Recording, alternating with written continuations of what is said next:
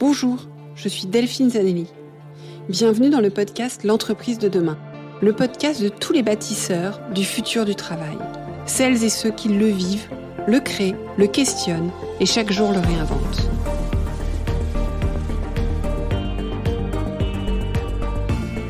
Une entreprise plus vertueuse et soucieuse de son impact social pour une société meilleure.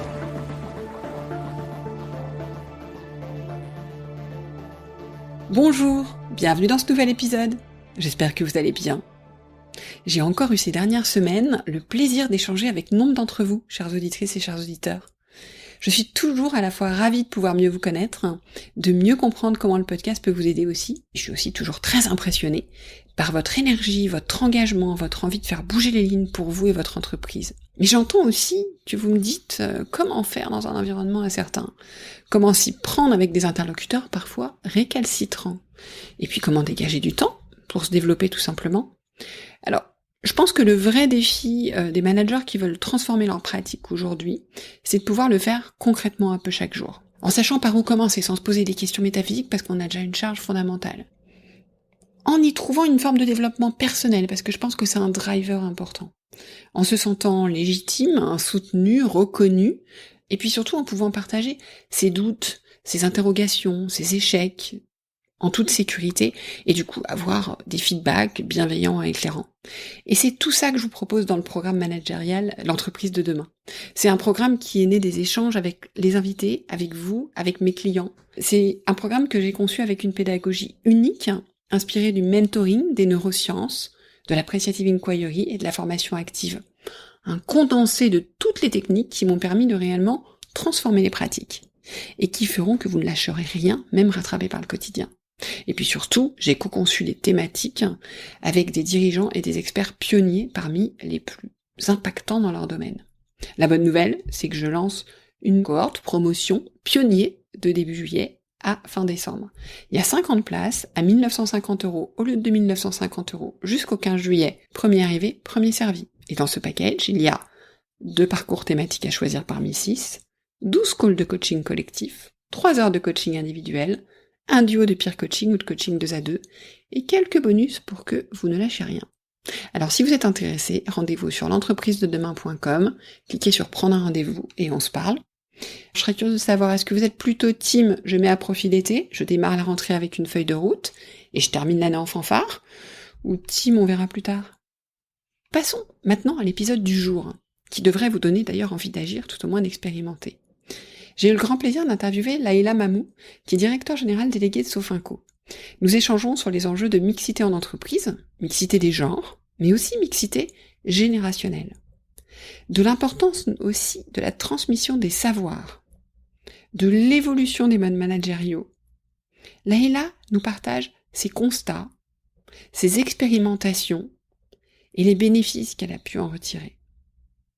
Elle insiste sur l'importance du cadre, des règles pour apprendre à travailler ensemble, et nous livre sa définition d'être performant. Je vous laisse la découvrir. Bon épisode!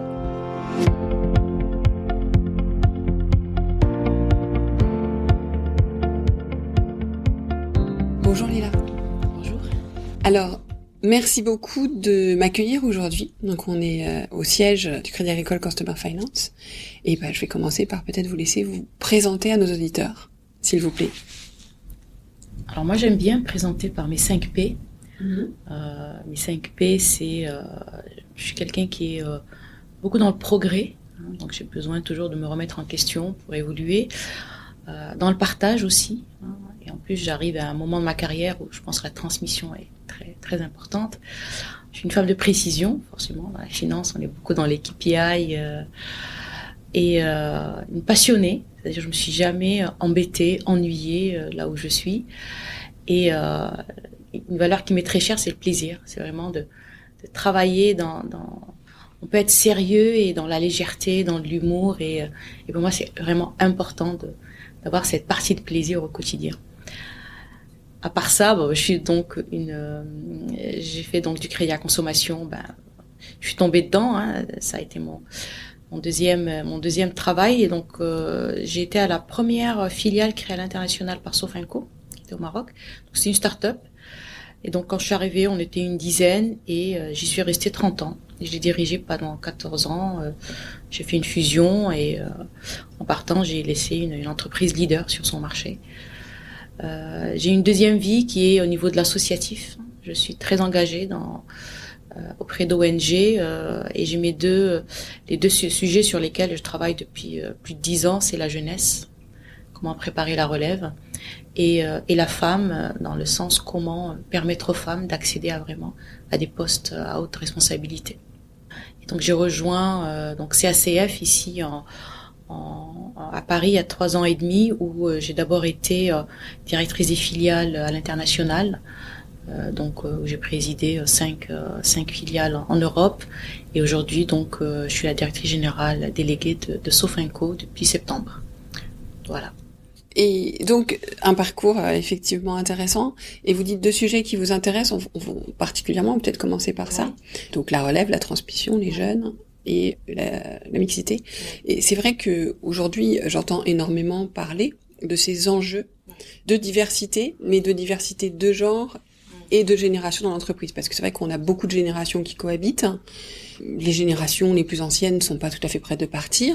Parfois, on a l'impression que ce sont des mondes qui s'opposent, mais est-ce que vraiment ce sont des mondes qui s'opposent? Donc, quel est votre regard là-dessus? Comment est-ce que vous l'adressez? Vraiment, à la fois l'aspect générationnel et l'aspect genre.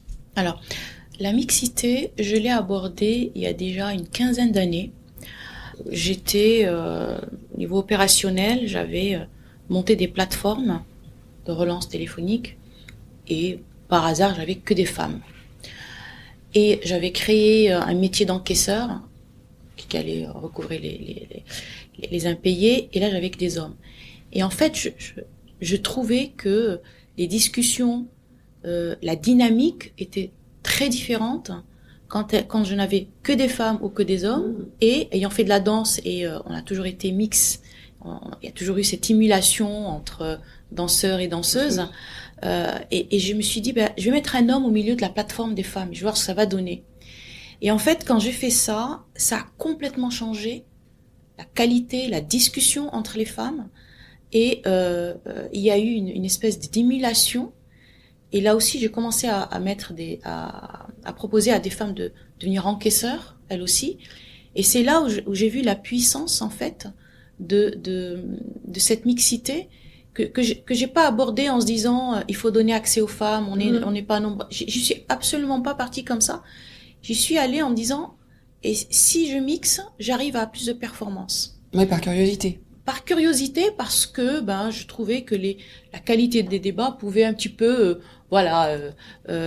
évoluer.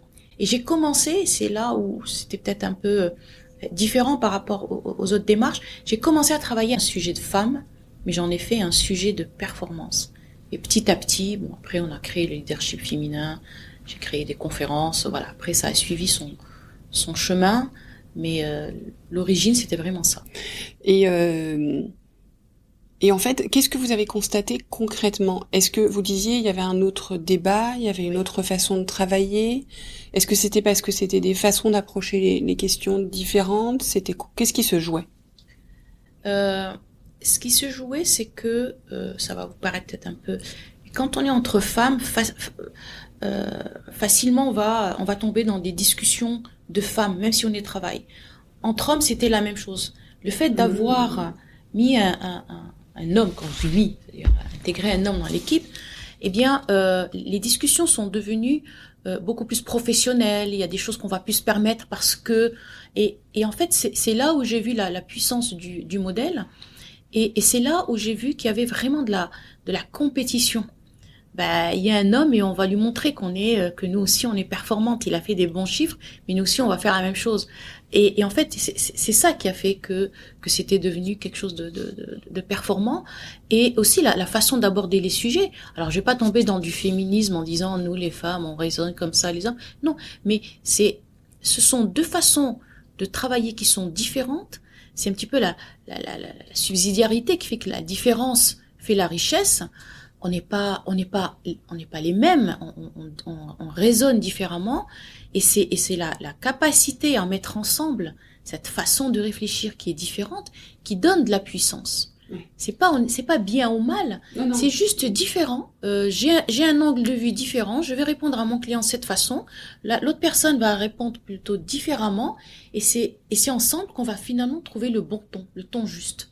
Et alors, le deuxième partie de ma question était sur la mixité générationnelle. On a beaucoup de générations qui cohabitent dans l'entreprise. C'est vrai qu'il faut faire attention à pas être dans un jeunisme, à pas non plus être à faire attention à la transmission qui est quand même fondamentale. Alors qu'on a un monde qui évolue très vite, donc on a tendance parfois à se dire mais les jeunes peuvent avoir la vision et les anciens peuvent. Comment est-ce que vous travaillez avec ça? Moi, je vais vous dire comment j'ai vécu une expérience qui m'a interpellée. Oui. Où donc j'étais dans un groupe bancaire qui avait lui-même fait sa propre fusion. Et lors de cette fusion, la direction générale a été saisie d'un effet de jeunisme, comme vous avez dit. Et en fait, on commençait à mettre dans des postes à très haute responsabilité des jeunes, des 35, des quadras, qui sont arrivés parce qu'ils ont fait de très bonnes écoles, parce qu'ils ont des backgrounds. Et en fait, ça a totalement décrédibilisé les anciens. Et en fait, et c'est là où c'était la première fois que je voyais une génération contre une autre. Pourquoi ? Parce que c'est la façon de le poser, qui est de dire, maintenant, nous avons fait une fusion, on a des enjeux, allez, on enlève ceux qui étaient là, on va ramener les jeunes, c'est eux qui comprennent, ils ont fait des études, etc. Ça, pour moi, c'est une erreur à pas commettre, parce que une entreprise, c'est d'abord une histoire. Cette histoire est portée par, même si je n'aime pas le mot, mais c'est juste pour qu'on comprenne, par les anciens. On ne peut pas renier son histoire. On peut pas passer le relais si on comprend pas d'où on vient. Et pour moi, c'est cette alchimie et de transmission des anciens qui ont fait la boîte, qui méritent d'être là où ils sont, qui ont besoin de nouveaux regards. C'est le regard des jeunes. Mais c'est les deux ensemble qui vont donner de la puissance et des opportunités de développement qu'on n'aurait pas vues si on était resté que avec les anciens, et qu'on ne pourrait pas projeter l'entreprise si on n'a que des nouveaux. C'est pas possible. Et c'est cette alchimie, et surtout, moi je tiens beaucoup à la transmission, parce que les personnes qui ont donné de leur temps, qui ont évolué, moi j'ai passé 30 ans, 35 ans dans la même entreprise. Comment je verrais le fait où j'arrive en fin de carrière, où j'ai envie de transmettre, on me dit maintenant c'est bon, t'as donné ce qu'il fallait donner, tu pars, peut-être même un peu avant l'heure si on est sympa, et on met des jeunes. Je trouve que c'est dramatique pour l'entreprise, parce que c'est quoi le message qu'on donne même à travers ces jeunes? Eh bien, ces jeunes-là, ils vont se mettre dans une dynamique d'opportunisme en temps court, en disant s'ils ont fait ça avec les anciens, ils feront la même chose avec moi dans quelques années. Et c'est vraiment pas ça l'esprit, en tout cas moi que je prône. C'est les deux, et c'est le rôle de la direction générale lorsqu'on est, et c'est légitime de ramener du sang neuf dans l'entreprise, mais de le ramener en respectant ceux qui ont aussi donné de leur temps, qui ont fait que l'entreprise, elle est là où elle est aujourd'hui. Chacun sa place, il faut reconnaître à chacun l'effort qui a été fait. C'est dramatique de dire à la fin, c'est bon, tu as fait ta part, tu pars. C'est pas possible. Sans compter qu'on a beaucoup à apprendre les uns des autres, toujours. Mais bien sûr. Moi, mon premier tweet, j'ai appelé un jeune qu'on a recruté, qui est venu, qui m'a appris comment on tweet. Et on a tweeté, j'ai regardé pendant quelques minutes en disant il va se passer quelque chose. Je connaissais rien. Et j'étais contente d'avoir un jeune qui venait m'apprendre. Mais aussi, j'ai beaucoup appris à ces jeunes. Et donc voilà, c'est vraiment de continuer à apprendre les uns des autres. Et c'est cette intelligence collective qui fait que l'intergénérationnel, il a aujourd'hui toute sa place. Et surtout, moi, je me bats contre ça, de tomber dans les uns contre les autres. Et alors, justement, comment on active cette intelligence collective? Alors, moi, j'adore travailler en équipe et en groupe projet. C'est-à-dire que quand j'ai un sujet, je vais parler de mon expérience après, quand j'ai un problème à traiter, quand j'ai un sujet à adresser, j'ai très rarement la réponse. Et je me dis, je vais constituer une équipe assez diversifiée. Et souvent dans l'équipe, je vais m'assurer que j'ai des anciens, même si je n'aime pas le mot ancien, j'ai des seniors, j'ai les nouveaux, j'ai des cadres et j'ai des non-cadres. C'est-à-dire, je n'aime pas avoir un groupe de travail en fonction des galons. Non, les galons, c'est pour la carrière, mais ce qui m'importe, c'est l'humain et c'est l'expertise. Et donc, dans ce groupe de travail, il va être très diversifié en âge, en grade, en genre, en multiculturel, et avec 8-9 personnes, on peut avoir de la matière. Et je leur dis, bon, ben voilà, j'ai un sujet, j'ai un problème. J'ai besoin d'une réponse. Allez, dans 2 semaines, dans 1 mois, dites-moi de combien de temps vous avez besoin. Et à la limite, je ne vais plus vous voir d'ici là. Et réfléchissez entre vous et venez, apportez-moi 1 ou 2 recommandations. Et en fait, ça a beaucoup de vertus, ça permet aux gens de se connaître, ça permet aux gens de se respecter les uns les autres, parce que quand je constitue un espace de travail ou un groupe de travail, on est dans ce groupe en parité. Il n'y a pas, je suis pas plus important que l'autre, non, je suis exactement en parité avec tous les membres de l'équipe. Et c'est cette parité qui fait que, on se décharge de tous ces problématiques, ces complexes de grade, de je suis, non. Et on est là en tant qu'humain, en tant qu'expert, et je pose le sujet.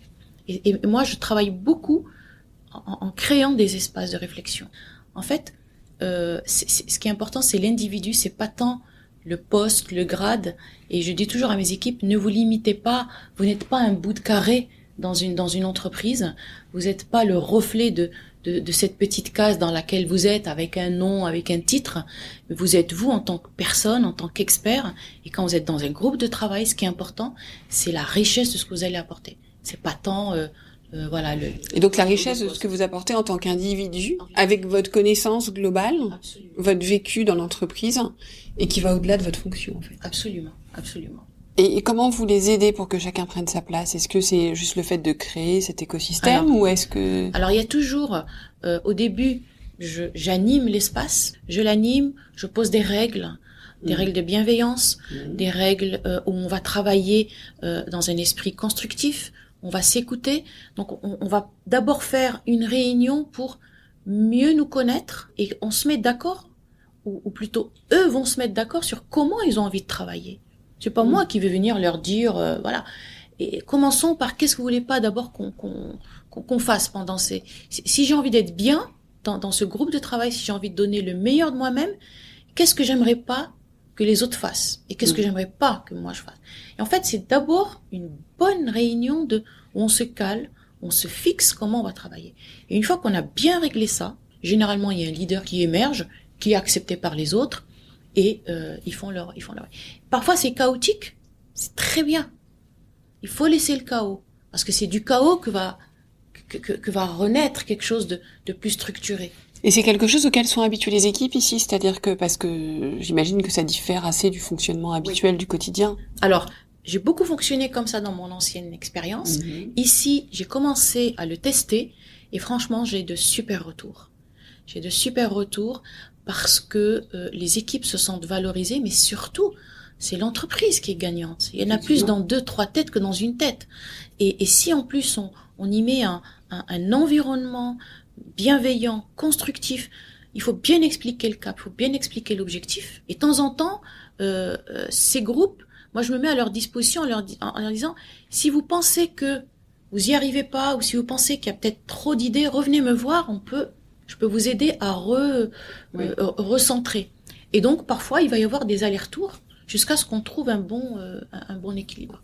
Et est-ce que vous dites, 2 questions, 1, sur quel type de sujet vous le faites, et 2, quand vous dites, j'ai pas la réponse, est-ce que vous leur dites, voilà, je ne sais pas, et j'ai besoin de vous pour savoir? Ah oui, bien sûr.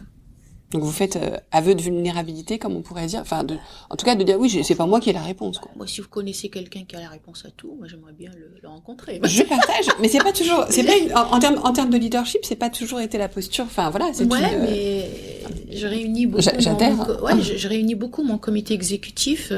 On va poser un sujet, on va se dire comment on y réfléchit, on se met en 2-3 groupes et on se revoit après et voilà, on a des pauses tous les trimestres, on va se poser, on va se mettre en retrait par rapport au quotidien pour réfléchir et Et souvent, je suis impressionnée par leurs réponses parce qu'ils sont beaucoup plus créatifs que moi.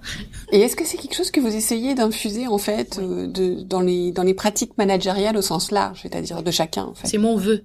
C'est mon vœu. Alors là, je suis là depuis septembre. C'est une entreprise qui est très très engagée et ça c'est un très bon élément. Quand vous avez l'engagement des équipes, vous pouvez vous éclater. Vous pouvez tester. Vous pouvez même tester des choses qui vont pas marcher. Il suffit juste de le dire et on va pas vous en vouloir. Alors ça tombe bien puisque ce soir je pars avec mon comité exécutif et l'idée c'est quoi? C'est comment devenir encore plus performant. J'en sais rien.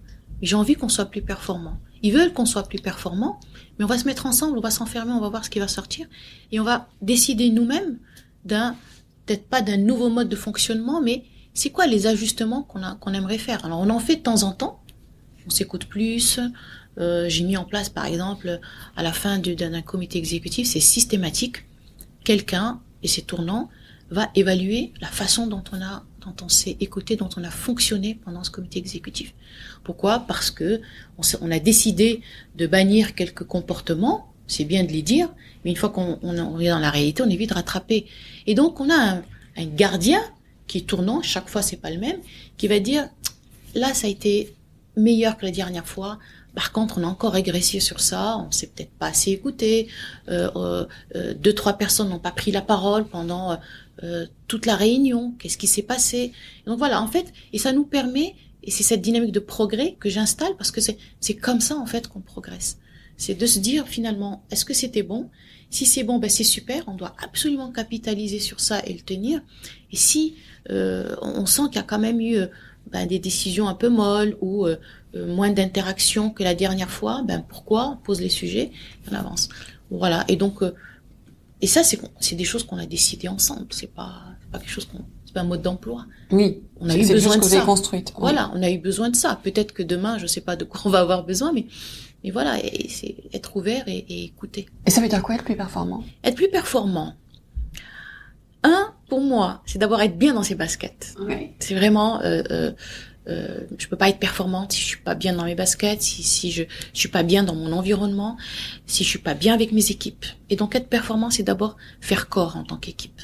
Faire corps en tant qu'équipe, ça veut dire qu'on se connaît, on connaît le cap, et on sait que ce qui va nous mobiliser, c'est le cap, c'est l'enjeu d'abord commun. Chacun a ses enjeux personnels, et c'est normal. Il faut que les enjeux personnels soient alignés avec l'enjeu global. Mais être performant, c'est à chaque fois qu'on va prendre une décision, je dis, est-ce que je la prends dans l'intérêt de mon entreprise par rapport à ce qu'on a décidé? On veut être leader du green, par exemple. Eh bien, à chaque fois que je prends une décision, est-ce que je réponds à cette question? On veut être l'entreprise préférée de ses collaborateurs? Très bien. Quand j'ai pris cette décision, est-ce que je l'ai prise en tenant compte de ça, ou ça on l'a écrit sur un beau slide, et par contre je vais prendre une décision qui n'a plus rien à voir, et un jour je vais revenir à mon slide en disant au fait on aimerait bien être l'entreprise préférée de ses collaborateurs. Et en fait pour moi c'est ça l'entreprise performante, c'est on décide du cap, on décide des axes sur lesquels on a envie de nous développer, et de nous dire quand je prends ma décision, est-ce qu'on s'assure que cette décision répond bien à cet axe? Et alors, pour finir, quelle est selon vous l'entreprise, enfin quelle est l'entreprise de demain que vous souhaitez pour l'entreprise dans laquelle vous travaillez aujourd'hui, au carrefour de tous les enjeux qu'on voit aujourd'hui, qu'on a abordés, et aussi parce que vous venez d'en aborder un qu'on n'a pas abordé, mais vous en avez parlé, de l'enjeu entre l'individuel et le collectif, qui aujourd'hui est aussi un enjeu complexe. Voilà. Comment est-ce que vous voyez, comment est-ce que vous avez envie de l'avoir? Alors, moi, si je devais rêver mon entreprise dans 3 ou 5 ans, ce que j'aimerais, c'est que tous mes collaborateurs deviennent de réels acteurs. Ils deviennent acteurs de leur propre développement, puisqu'ils ont un enjeu individuel, et aussi deviennent acteurs du développement de leur entreprise. Et lorsqu'on est 2500, 3000 collaborateurs, imaginez si chacun devient acteur, si chacun a l'autonomie dont il a besoin pour être force de proposition. Vous l'avez dit, on est dans un monde qui bouge vite, qui est complexe. On peut pas tout capter. Il y a pas une tête qui peut capter tout ça, et même un comité de direction peut pas capter tout ça. Et donc, considérer que tous mes collaborateurs se mettent dans la posture d'action, de collaborateur, et de se dire, là aussi, quand je prends une décision, est-ce qu'elle est en ligne avec mon enjeu individuel et est-ce qu'elle est en ligne avec mon enjeu global? Et de permettre aux personnes, lorsqu'elles ne sont plus alignées, de le dire, de le poser. Il y a toujours des solutions. Je peux ne plus être alignée avec l'enjeu de l'entreprise. C'est par rapport à là où je suis, par rapport mais avoir l'honnêteté de le dire pour de le poser. Pour et pour pouvoir, et l'entreprise que je rêverais, c'est que chaque collaborateur ait l'honnêteté et qu'on lui permette, parce qu'il faut aussi le permettre. C'est facile de dire il faut être honnête, mais si quand la personne est honnête, on n'accueille pas et on l'aide pas, on est un peu contradictoire. Et de rester aligné avec ces valeurs et se dire, nous sommes tous acteurs, nous avons un cap, on est tous là pour le même cap. Lorsqu'on n'est plus aligné, on le pose, on trouve une solution. Et que ce soit aussi une entreprise qui intègre tout son écosystème. Oui, ça aussi c'est très important. C'est important d'intégrer l'écosystème. Nous sommes dans un écosystème. On n'est pas seul. On n'est pas seul. Il y a les collaborateurs, il y a les clients, il y a les partenaires sociaux, il y a les fournisseurs.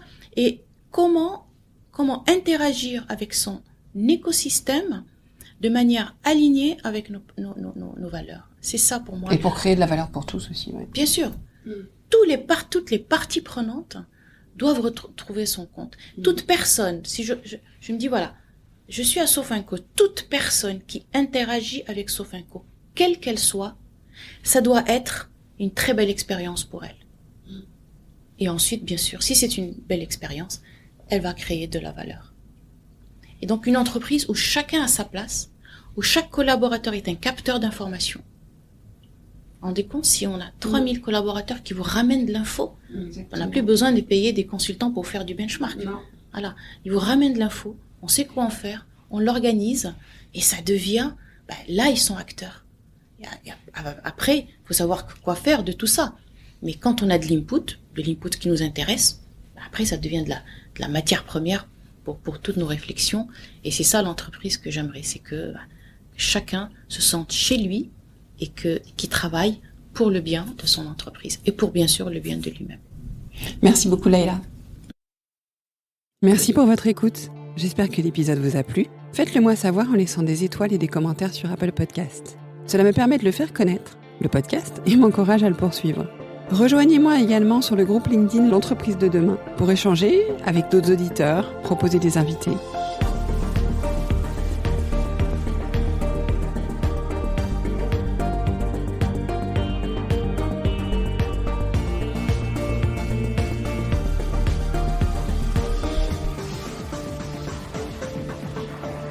Je vous donne rendez-vous jeudi prochain pour un nouvel épisode.